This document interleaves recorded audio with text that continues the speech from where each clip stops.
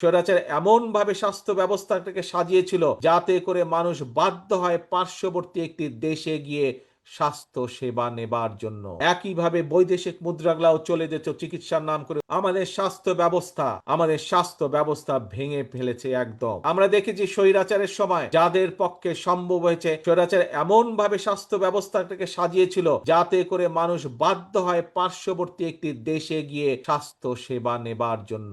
এই দেশের ডাক্তার, নার্সদের, এই দেশের চিকিৎসা কেন্দ্র, হসপিটালগুলোর ব্যবস্থাগুলো একদম ধ্বংস করে দিল। ইচ্ছা করে তারা পাঠিয়ে দিত ভিন্ন একটি দেশে, পার্শ্ববর্তী দেশে। এবং আমাদের যেরকম ধ্বংস করে দিয়েছে চিকিৎসা ব্যবস্থা, একইভাবে বৈদেশিক মুদ্রাগুলাও চলে যেত চিকিৎসার নাম করে, বৈদেশিক মুদ্রা চলে যেত। প্রিয় ভাই বোনেরা, এই ব্যবস্থার পরিবর্তন করতে হবে। আমাদের নিজেদের ডাক্তার গড়ে তুলতে হবে, নিজেদের নার্স গড়ে তুলতে হবে। আমাদেরকে আমাদের হাসপাতালগুলোকে এমন ভাবে ধীরে ধীরে গড়ে তুলতে হবে যাতে বাংলাদেশের মানুষ, সেটি ধনী হোক গরিব হোক, যেই মানুষই হোক না কেন, সঠিকভাবে এই দেশের হাসপাতালগুলোতেই যেন মানুষ চিকিৎসা পায়।